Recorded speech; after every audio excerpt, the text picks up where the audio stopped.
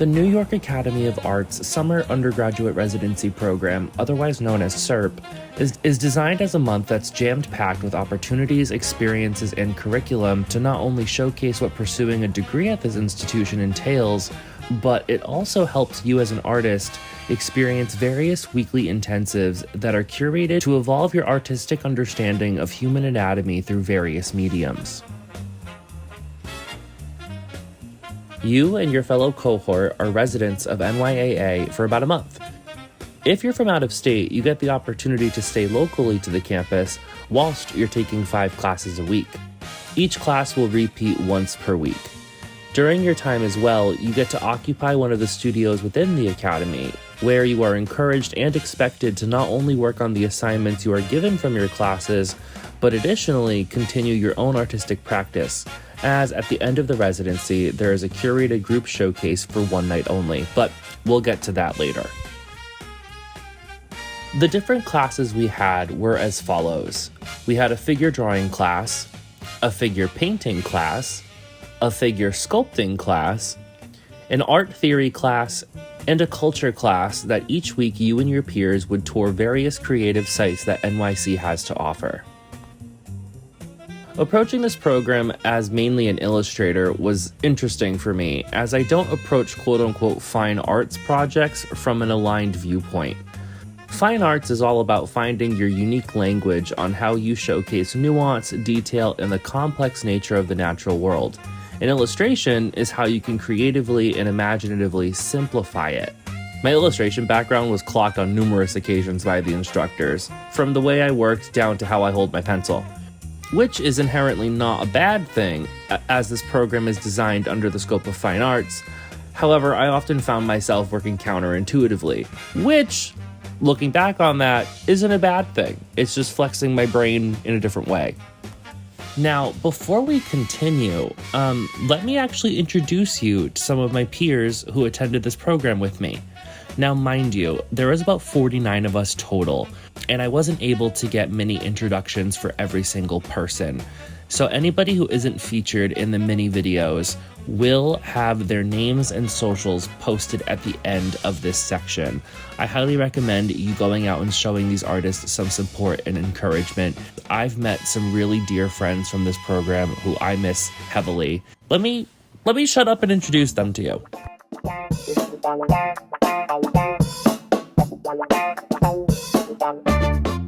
So first off, this is Caitlin, and I've known Caitlin before this program even started. She's been attending the Community College of Rhode Island as a fine arts major and just graduated in the same year as me. She's exploring her artistic voice and trying out different mediums. She makes whatever tickles her fancy, but mainly makes art regarding animals, cartoons, and things with a darker subject matter. So yeah, she's short and has anxiety issues.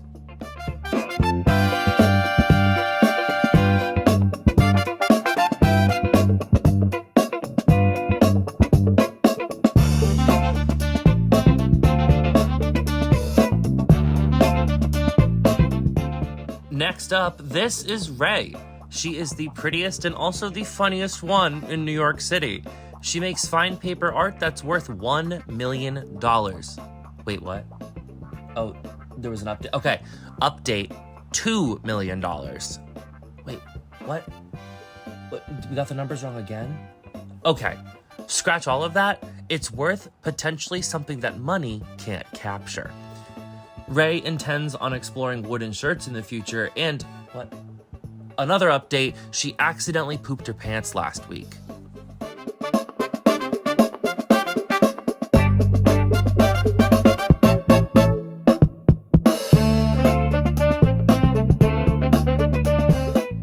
This is Olivia, and she hates Ray. Her art revolves around femininity and being mentally ill.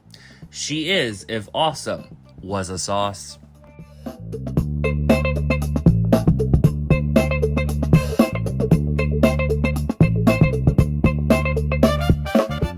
This is Jonathan, who also goes by Joe Nathan, who also goes by John Gregg, who also goes by Ray and Helen. He goes by many names and is a master of disguise, but enough about that. He's an often awesome individual too cool for the average person. His medium of choice is charcoal and oil paint and has got a weird obsession with hands and anatomy. He graduated from the Community College of Rhode Island with his associates in fine arts and is on his way to UMass Dartmouth with his fellow friends to pursue illustration. Often known as a schmuck who is really good with a ballpoint pen.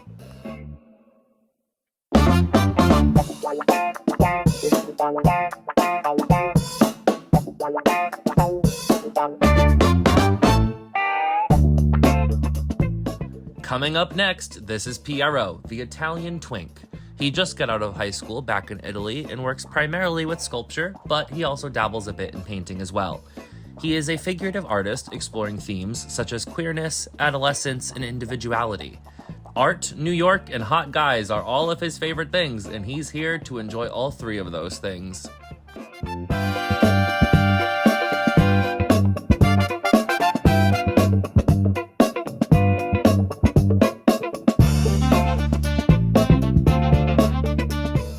Up next, this is Avery. Avery's an artist from Oklahoma who's currently in her undergrad program getting a degree in both art and psychology in Seattle. Her current work explores the intersections of hope and grief, and how art can operate as a healing practice.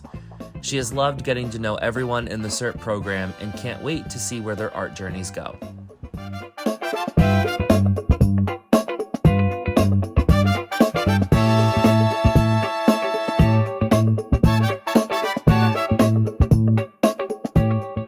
Meet Annika Jackson. Annika is an artist based in Kansas City, Missouri. Her current work focuses on the remembrance of moments of her life in college and as a reflection of herself. She likes to paint distorted interior spaces along with displaying intense light and shadow.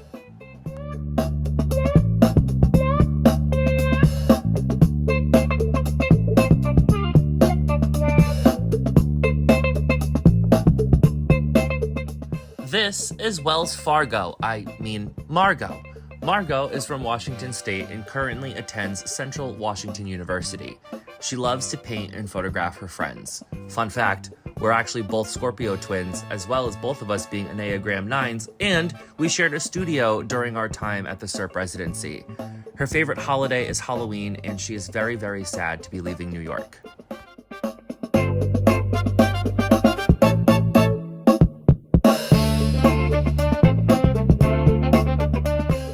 This is Ava, who sometimes goes by V. She's from East Tennessee, a hidden gem of an area if you love the mountains and southern hospitality. Her art is primarily about memory and nostalgia, and she practices a variety of mediums, including drawing, painting, collage, photography, and video. She describes her art as a practice of storytelling and takes inspiration from music, film, and poetry.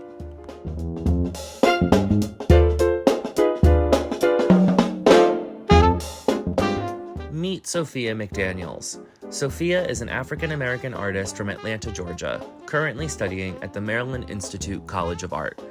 Her current art practice concerns the legacy of white supremacy in the American South, and the white feminine's essential role in spectacle lynching and a generational legacy of anti-Blackness.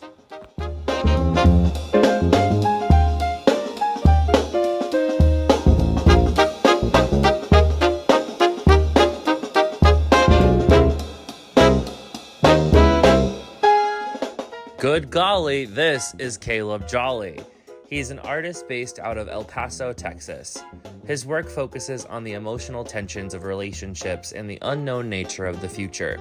He explores these ideas through varying representational works.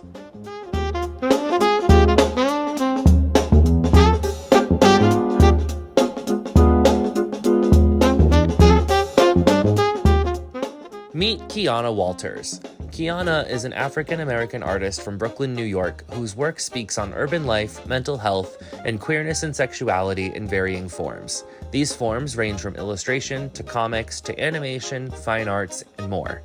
They work to blend the abstract subconscious imagination with the literal figurative body in weird and playful ways.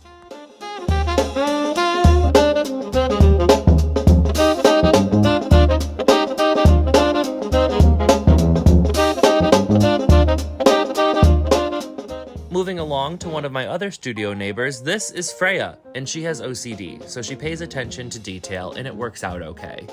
She uses ballpoint pen to make faces and textures, mostly of people and pets, and basically only does realism.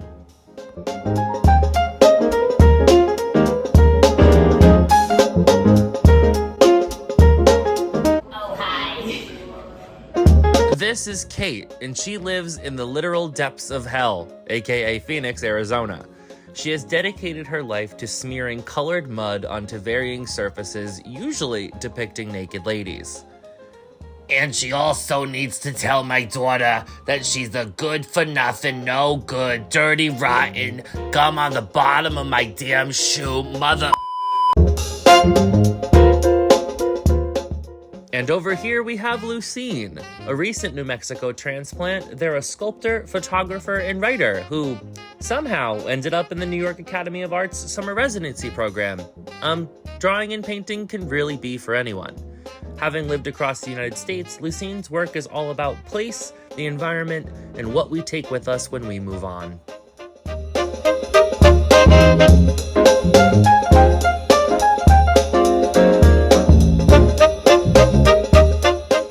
This is Liam Messer, and he is from the Port of Los Angeles and attends El Camino College. He works mostly digitally, but also does metalsmithing, cosplay, and slip casting. His most recent projects attempt to translate digital culture and mediums into more tangible, real-world items.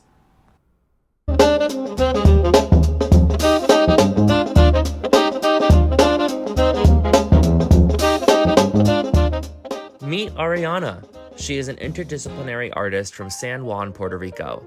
She is currently pursuing a bachelor's degree in studio arts at Bard College in New York. Her art practice focuses on oil painting, a medium she uses to explore themes of self-liberation, transformation, and healing.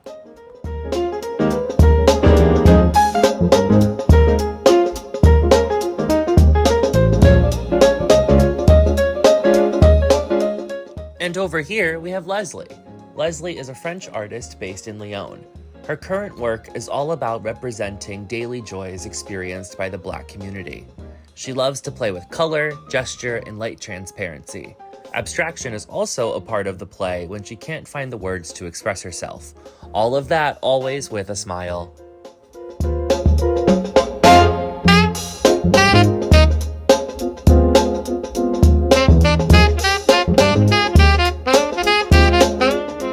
Another one of my studio neighbors, meet Oliver Frontini. Oliver is a New York-based sculptor and ceramic artist.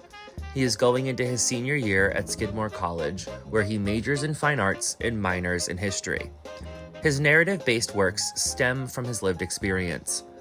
Blending elements from his subconscious, he attempts to synthesize the imagined with the familiar. During SURP, he has focused predominantly on developing his painting skills.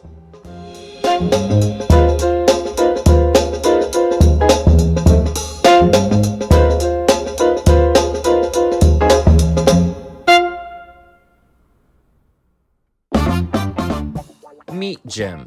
Jim is a Christian Haitian artist currently living in Long Island, New York. He's been creating art for as long as he can remember and has been teaching himself along the way. Working across a range of mediums, his work often leans into realism. However, his favorite work to create is his own mind-bending imaginative art, which he's currently focused on developing. Jim's ultimate goal is to master every painting medium, and he's committed to working as hard and for as long as it takes to get there.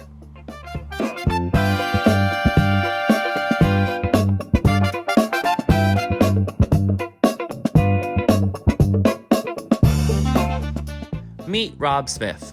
Rob is a painter and draftsman based in Indianapolis, Indiana. Formerly a metal fabricator, Rob is a full-time student at the Herron School of Art and Design, pursuing his BFA in painting, and prospectively his MFA in painting. Possessing a curious mind, Rob views the artist's role in society as that of a philosopher and visual translator. Often anthropologic in subject matter, Rob fuses observational imagery with abstract symbols and motifs to generate deeper inquiries into the human condition. Rob regularly exhibits his work in regional juried shows such as the Richmond Art Museum Annual Art Show and the Hoosier Salon. He is currently a member of the Stutz Artists Association.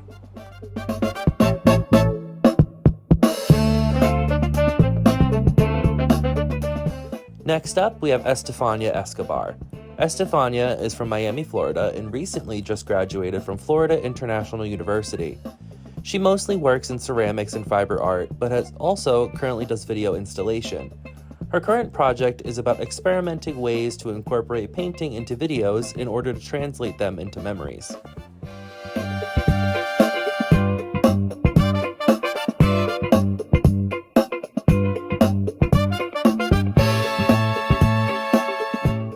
Meet Shiri.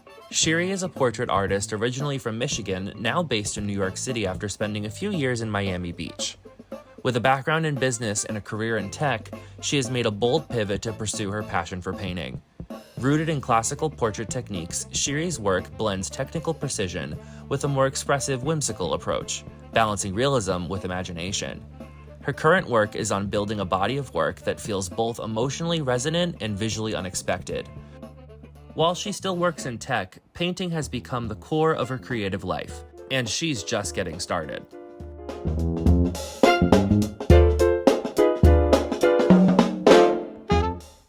Hey buddy, I think you forgot someone. Well, since you didn't introduce yourself, I will.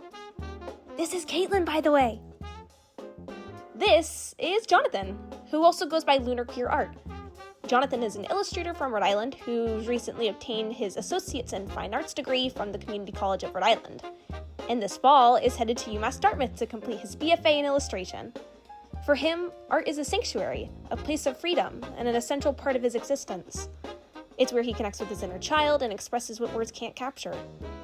In a world often confined by structure and superficiality, creating art is his liberation, a way to channel an authentic, timeless energy. Art weaves together story, spirit, and culture, rooted in the belief that there is a depth to life beyond the visible. Jonathan creates narrative-driven, spiritually informed pieces that explore themes of human connection, culture, and the esoteric, a place where fantasy and the mundane intersect.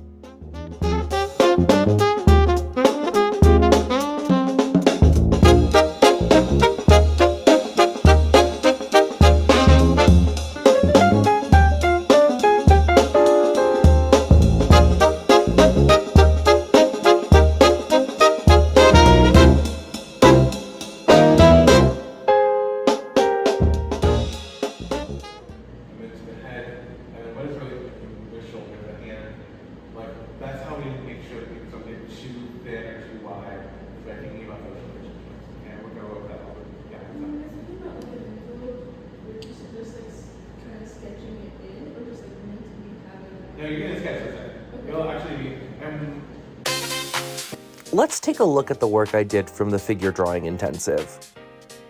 With all of the studio-based courses that we took, I was unable to get any live footage, so we'll be doing these slideshow style recaps instead.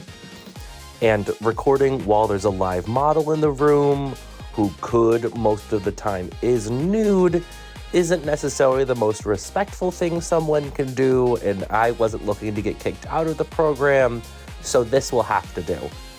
And when it comes to figure drawing in general, I've mainly used charcoal in my experience. However, for this course, our instructor asked that we worked in graphite, which was a new hurdle to tackle. Not a negative one, I would say rather an expansive one. For the first week, it was really about honing in on the basics of figure drawing, how to capture the form through gestural lines, natural curves, and analyzing proportion. This is the week where I personally felt like I made my best work.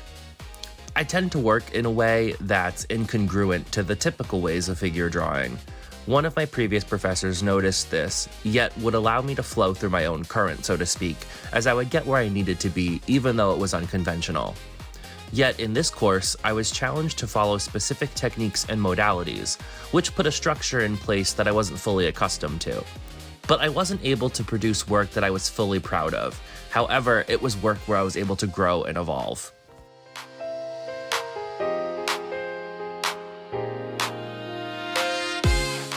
In week 2, we were breaking down value on the form, seeing where light would hit the body and how the values changed throughout the different anatomical landmarks.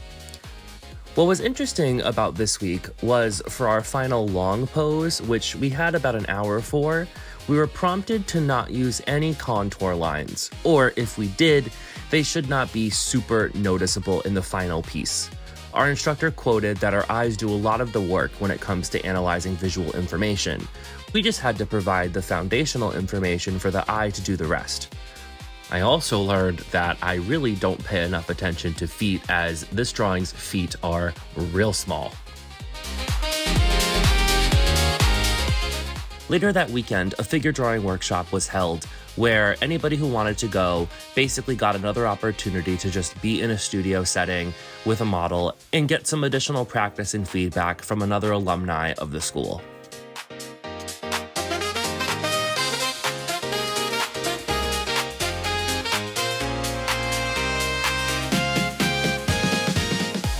The third week was all about the proportions and anatomy of the face, so we spent about an hour or so on each portrait study we did.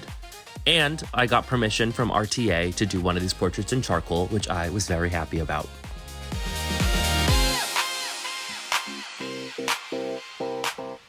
The final week was an open medium session where we could use whatever mediums we wanted to and just explore and have fun.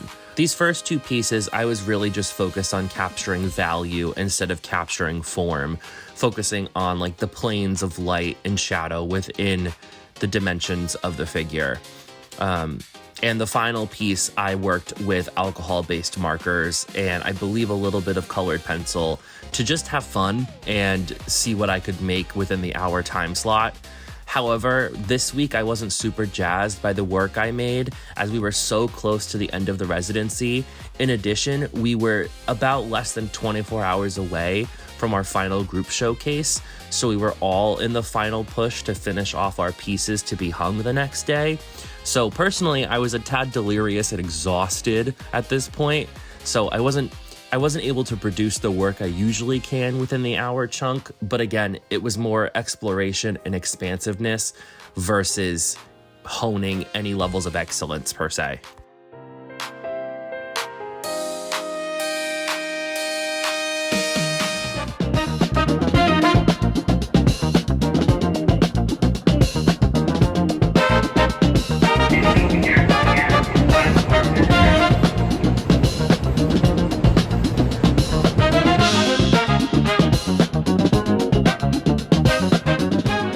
One of the days of our culture class, we did a gallery tour through various art galleries in the Canal Street and Tribeca area.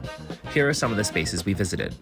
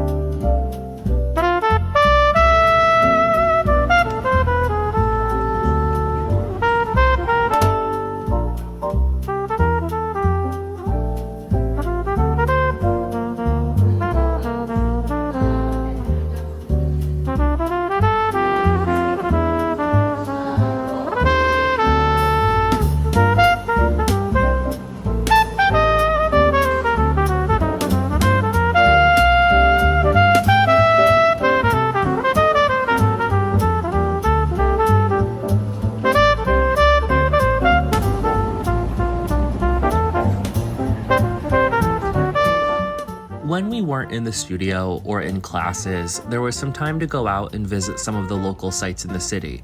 So obviously, the first place that we stopped at was Central Park. And I don't have a lot of words to capture how lovely this space really is. It was just really serene and inspiring, with the exception that I'm deathly allergic to horses, and those damn horse carriages were freaking everywhere.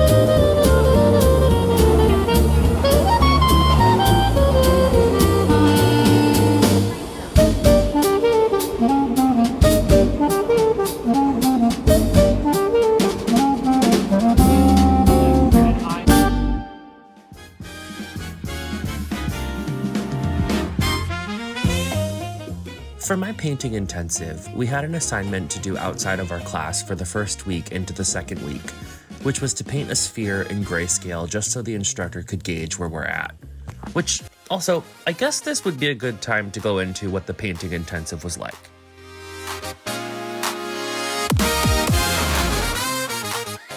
For the first class, which took place right after our orientation, we painted a grisaille of a still life, where we got to pick a various crop of this large still life setup and paint it to the best of our ability within about a 5-hour period.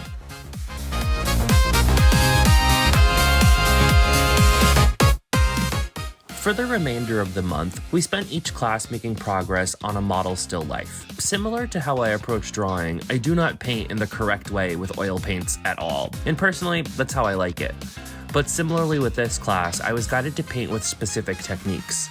This may be appalling to any die-hard oil painters, but I prefer to not use any glazes. I paint with oil paint like watercolor, and I build up opacity with layers once the underpainting has the form sense that fits the vision I have. However, I was met with some reasonable confusion when I told my instructors that I don't glaze and I don't use linseed oil. That was almost like committing an art crime, which for some, I guess it is. But for me, as someone who's only a novice with oil, I guess I really never considered it. This figure painting was a challenge for me. Just because of the need to glaze, I was working with a technique that I wasn't accustomed to, and we were consistently checked on by our instructors who would migrate through the classroom through the entire session, giving us pointers or tips, feedback, and directives, which was super helpful to guide us through each step. But I'm not accustomed to the artistic structure that was placed, so it was a new approach for me. Overall, I do enjoy how this painting came out, but similar to my drawing course, my illustration background was clocked immediately. A quote my instructor gave me was, "Wow, you really like shapes." And to that, I say yes. Yes, I do. Multiple times a week, there were different lectures or workshops or sessions to attend, and one of those sessions was led by the provost of the New York Academy of Art named Peter Drake. He gave us a in-depth workshop and demo on how to mount paper onto canvas, which was really, really fascinating. If you want to see more, I think he posted a demo on his Instagram. If you're wanting to check him out, I'll link that in the description below.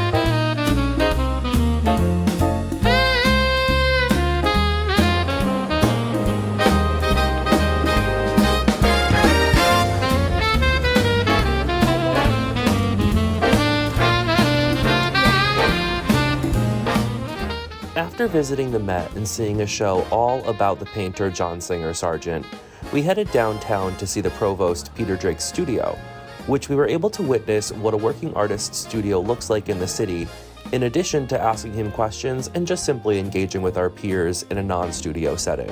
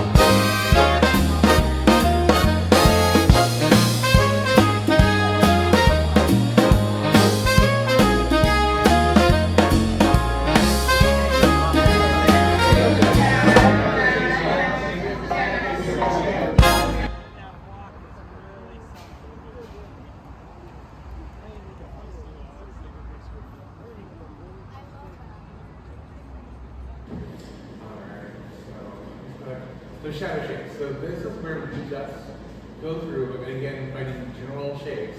We're not looking for detail. We're just looking at where the mass shadows are happening.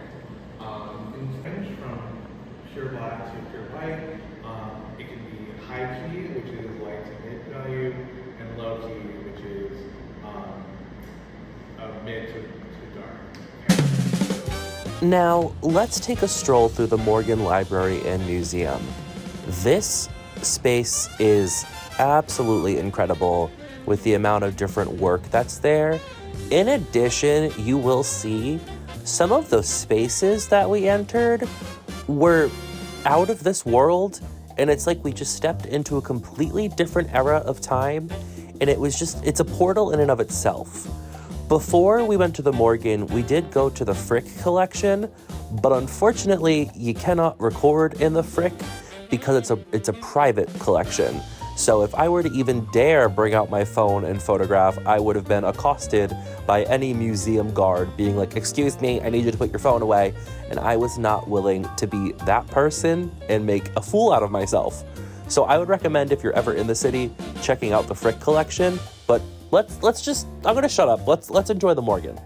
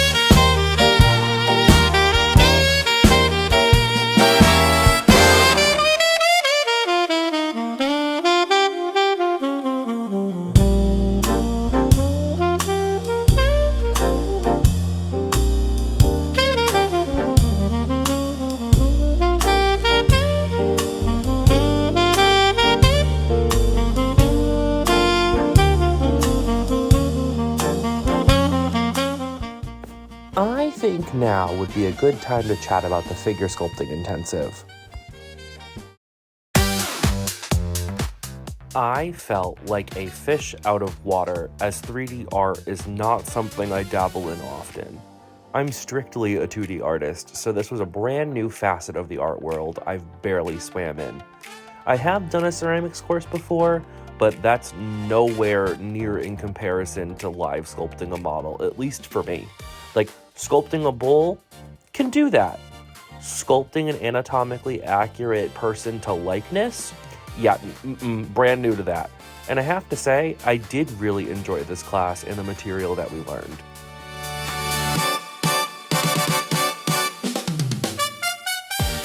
Our first week, we started off making these maquettes, which we spent about an hour on. Similar to warm-up poses and figure drawing, the purpose of a maquette was for us to loosen up and get our brains in the flow of clay, which is genuinely a specific mental space because clay is an incredibly meditative material to work with.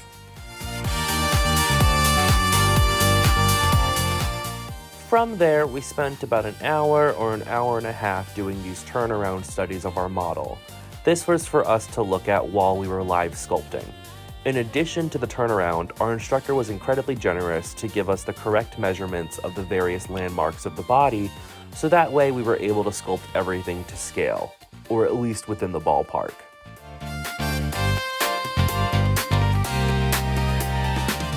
We then dove right into sculpting the model on day one.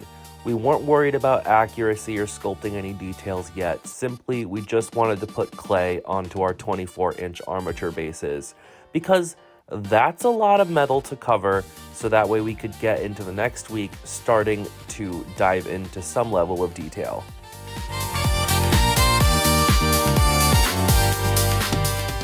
The second week, we went straight into adding on that detail, dimension, and volume, anchoring in various anatomical landmarks.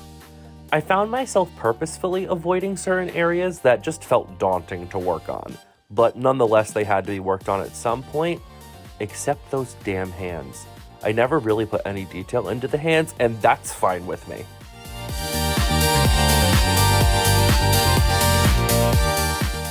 During the third week, our model wasn't able to be physically present. So we were basically just setting ourselves up for the next session and refining what was already in place. We just built up various sections that we were able to build into and build upon in the following class. In the final week, we brought our sculptures to as much completion as possible. I was honestly really excited about how my final product came out, and I'm still proud of how my final product came out. Even though I'm a complete, total novice when it comes to sculpture, I genuinely think the last time I sculpted a figure with clay was with Sculpey when I was 13, and I'm 26 now, so half of my life ago. It's a pretty long time.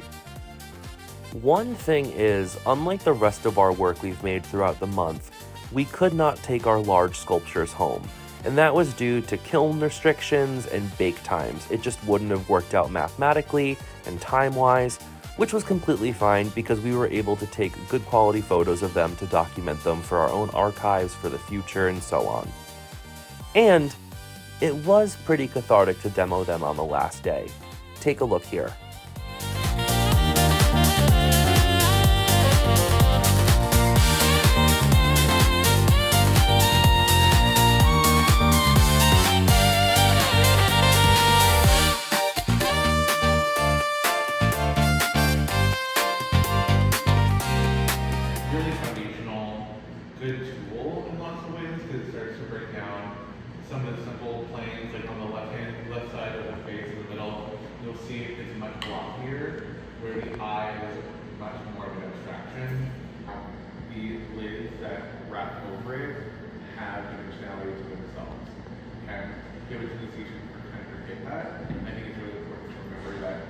There is a structure underneath those folds that is creating that roundness that sits around us.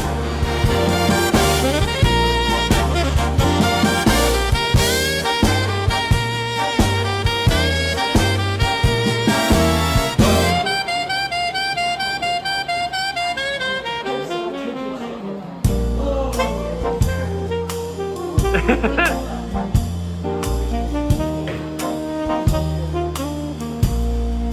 you, Bob.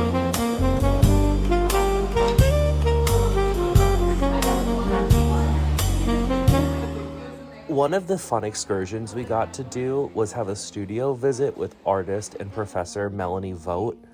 First of all, as you can see, her work is absolutely insane and gorgeous, and just like, you look at it and you're just gobsmacked.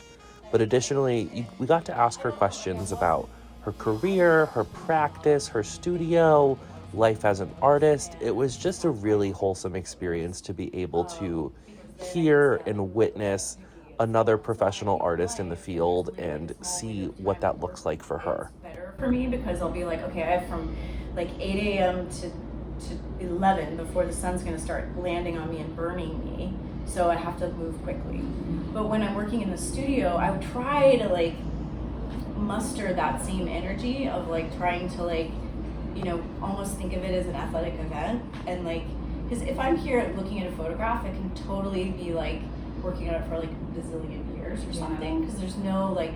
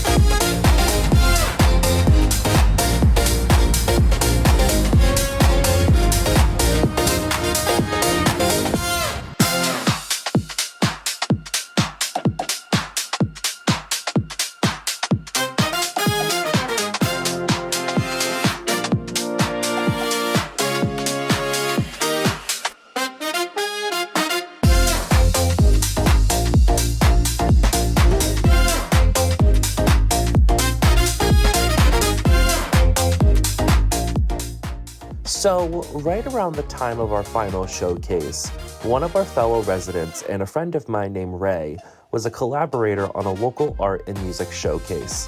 The show poster should be on the screen right now. And the music that you're going to hear throughout the rest of this video was a live recording of some incredible ambient jazz music that was performed by Aiden Solomon, who was the other collaborator on this showcase. His socials will also be linked down below in the description.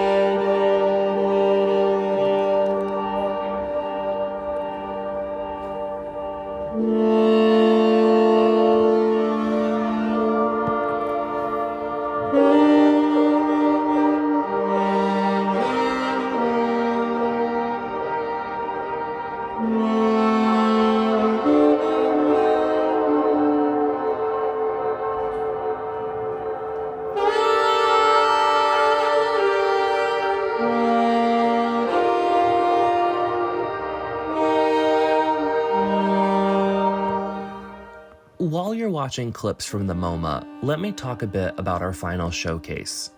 In addition to all of us exploring what NYC's art world has to offer, spending our days diving into various creative courses, and bonding with our fellow cohort, the entire residency culminated with a one-night-only curated group showcase.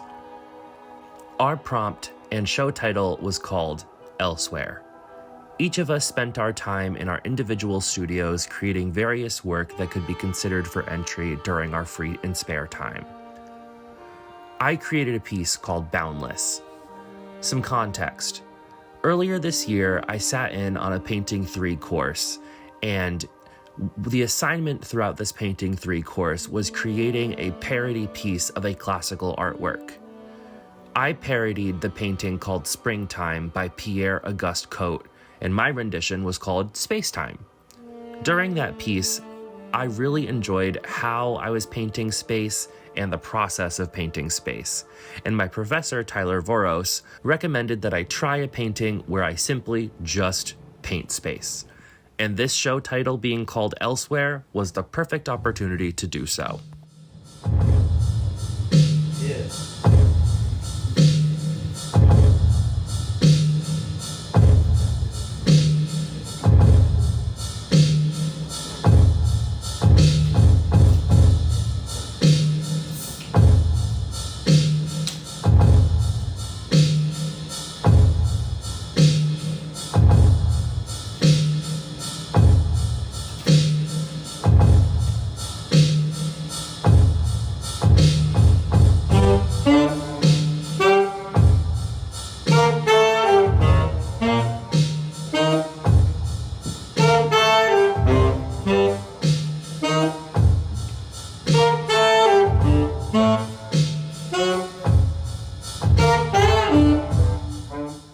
To reflect on my experience as a SURP resident is something that's so truly hard to put into words.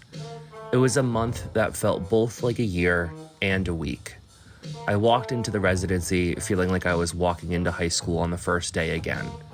And I left feeling truly seen and witnessed as a person, which is something that happens so rarely in life.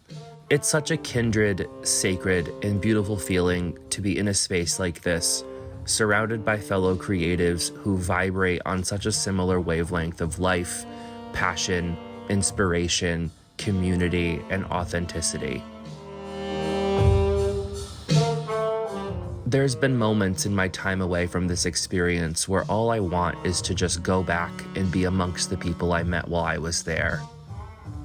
What feels so bittersweet is to recognize the once-in-a-lifetime experience that this was, to be amongst this specific group of people at this specific time, and know that the likelihood of all of us being in the same space again may not truly occur, which makes me cherish this experience even more.